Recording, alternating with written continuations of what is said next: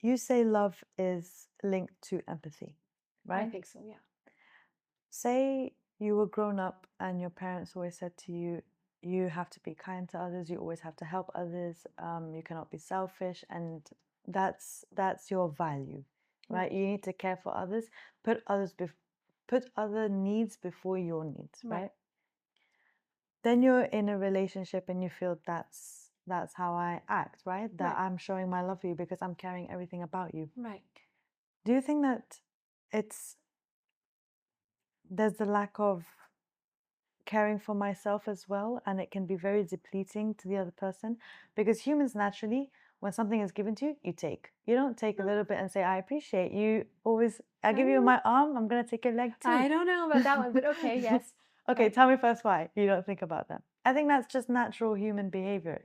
I Based mean, on what and I understand.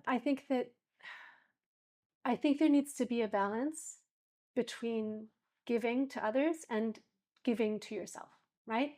But if you genuinely take pleasure in doing things for other people, and it doesn't cost you anything, it makes you happy, then that's okay. Now, if you're doing it solely because you were taught you have to, and it comes with a lot of guilt and shame when you don't, and you Yeah. put yourself first, then there's a problem, Yeah. right?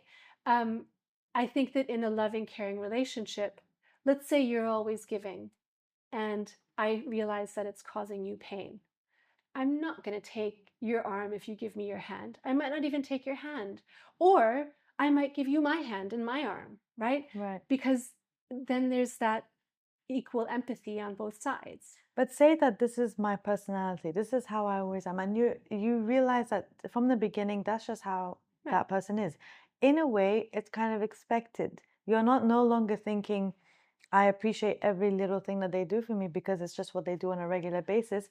It's a little expected. But I think that goes down to mindfulness in a relationship, right?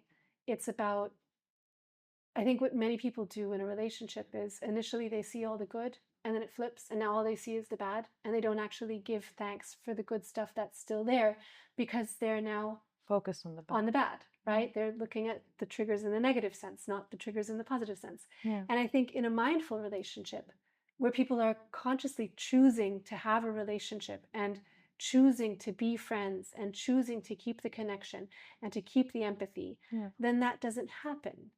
I mean, and I'll use my mom. She was really sweet like this. So when we used to go out for dinner as a family, right? And we'd be in the car on the way home. And then my mom would say, Hey girls, have you thanked your dad for dinner? And, you know, part of us is like, yeah, but he's dad. Like, of course he's going to invite us for dinner. That's normal. That's what Bare dads minimum. do, right? Yeah. But then she was always like, no, you thank him anyway because he did take you out to dinner and it was a gift for you. And now you say thank you, right? And I think that's also pulled through my relationships where I do always try to hold on to the look at what the other person is doing, give the other person the benefit of the doubt, believe that we're both working on this relationship together. And so I think it's possible if you were modeled healthy relationships to then also do that in your own or to choose to do it, right? To choose to focus. There's another theory in psychology, which is one criticism is as hurtful as five compliments are helpful, right? So Say that again. So one criticism Yeah. is as painful as five compliments are helpful. So if I criticize you, I have to follow that up with five compliments in order to balance out because the weight of the negative is always much stronger than the positive. Exactly. And so I think what most people do wrong is that in relationships, they're always looking at what they don't like instead of actually choosing to focus on the things that the other person is doing. And I think that if we shift our focus from he's late again, why can't he ever be on time, to oh, but he was so sweet and brought me flowers last weekend. And oh my God, and then we went to that really nice restaurant. And oh, and then he stayed up with me when I was having a bad day because, I don't know, I had a fight with my best friend. If we start to focus on the good things that people do, then the bad stuff kind of also becomes more balanced and less painful. What I'm hearing is the key to a happy life is your focus on the happy things. Yeah. Because, like you said, everyone's got problems, everyone's focusing on the negative things. But if we shift our perspective, because we're always going to have negative Yeah, things in our life, but sure. if we shift it to the positive and we wire ourselves to focus on one positive, five negatives, I think. 5 positives, 1 negative. But if we flip Yeah, it, if we flip it, then yeah, yeah, if not we a make it happy one place. positive, yeah, Yeah. And I think yeah, most people can't, when they're in that I'm constantly triggered and I'm in a bad place and I'm unhappy and my partner never wants to be the person I want him to be, yeah, then I think most people have a hard time appreciating the other partner for what they do bring to the table. yeah. But then, what if maybe it's linked to the whole compatibility and values? Say that this person is showing a lot of love and they're doing a lot of things for you in a way where you are noticing, you should be appreciating, but you're not really, because you're trying to mold your partner into the person that you want them to be, and it's just not working. Yes, which, surprise, Yeah. that's actually never going to work. I do think that a lot of people, and this goes back to the in love part, or so they fall in love with someone. Let's say he looks like the ultimate person that they wanted to be with. And because they don't know this person, obviously they're gonna be like, oh, and I know he's gonna be generous, and I know he's going to be intelligent, and I know he's going to be kind, and I know he's gonna be all these things, right? Because he fits the looks aesthetic and potential the feeling aesthetic. Yeah. And now we assume that he also has all of the values that we want in a partner. Yeah. And then we get to know him better, and now it turns out he's not generous and he's not kind. And now we're like, but I thought you were, so how do I make you to the guy that I thought you were?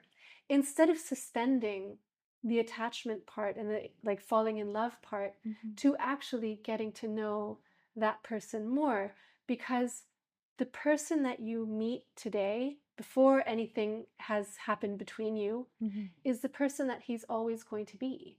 So if you go to a restaurant with him and he's rude to the waiter or like the cleaning lady, you're never going to change that.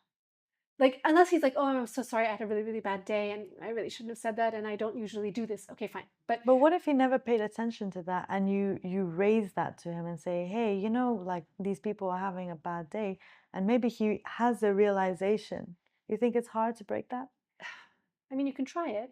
And if he has the realization and he goes, thank you so much, I'm never going to do that again, and he really doesn't, okay, fine. Yeah. But I think, we know so much now about how one should be, and that generosity and kindness That kind of shouldn't shows have up, and happened in the it first place. shouldn't Yeah. that person should already know, right? And Yeah. like, yeah, if it's something that person does that bothers you, and you bring it up and you say, so whenever you do this, it kind of makes me feel like this because it reminds me of this, right? And they go, oh, I didn't know. Like, okay, no problem, thank you so much for telling me, I'll change that because I'm not attached to that. Then they can change those things, right? But I think it's definitely, I think what most people get wrong is that they are with someone that they catch feelings for, and then they go, I see certain things that I don't like, red flags, and they're like, but I can change that. Instead of going, okay, before I allow myself to catch feelings, the other way, I have to look at this person and get to know this person and see who they are and how they navigate their world and what their values are, for example. Yeah. And if those values don't align, and you maybe even bring it up and he goes, yeah, no, that's just for whatever people, right? Then it's not going to change. But say you're trying to express to your partner that I want you to be like this. Naturally, your partner would say, I'll try at the beginning, like, Right. okay, that's what you want me to do. I'm going to do that. But then it feels a little forced. It's not natural to them. Right. It's also causing, let's talk about that damage to that person, that they feel that their partner doesn't like them how they are, and they're trying to be this other person, and because they love them, they're trying to be Right. that. But I think there needs to be kind of a balance between, if you say to me, Christina, I really have a problem with your white blazer, right? I'm like, okay, I have like 5 other blazers. It's no problem. I'll just give this one away, right? Sure. But if you say, Christina, I really don't like your blazer, and I go, this is my favorite blazer, my mom gave this to me before my mom died, like whatever, right? Then we have a problem, because I'm not going to give up this blazer because it really means something to me, and you're really triggered by it. So now we're kind of at an impasse where we have to decide, do we So go what forward happens? with the blazer? Yeah. So what Yeah. happens? So, but Yeah. I think this is where we just have to be kind of aware of who the other person is, the good and the bad, Yeah. perceived from like as perceived by us, um, and then ask ourselves, am I, if this never changed, Yeah. would I be okay with this person? I kind of like what you said earlier when you said about that scale. How much does it mean to Yeah. you? And in that way, you can rationally decide, is it worth it? Is it not Yeah. worth it? Because if you tell me this blazer is a 10 for me, Right. and for me, it's like, okay, it's a high 7. Right. Um, it forces me to think, okay, let me revise Yeah. my thought. But also, do you think that this scale, if someone was to implement it, that they would choose their number based on what you said? You said it's a 7. I'm gonna make my scale an 8. Well, again, and I think this goes down to the Unless you write it on a paper, 3, 2, 1. right. No, but I think if you're in a genuine relationship and you're really trying to make the relationship work, Yeah, then why would you try to one up the other person? Which yeah, and maybe it's just because like the question is, what do you want from that conversation? Do you want to make the relationship work or do you want to win? yeah, And I think that then it's kind of like, if I really want this relationship to work and I have empathy for you and I want you to be happy and you have empathy for me and you want me to be happy, then we're working together on the relationship and right. we take our ego out of that situation to make the relationship a happy place. Then it goes back to the concept of love as a concept and relationship as a concept, Yeah. that they can happen without each other. Yes. And then if the relationship is without the love, then it is really about my needs. Companionship. Yeah. But Yeah. it can just be about my Right. needs and But I think it makes it winning. Yeah. easy. It's like my dad used to say, marry in your backyard, right? Which meant get married to someone who has a similar upbringing, a similar, let's say, religion, set of values, family structure, Mm-hmm. because relationships always come with some kind of conflict. But the more the compatibility is there, the less conflict there's going to be.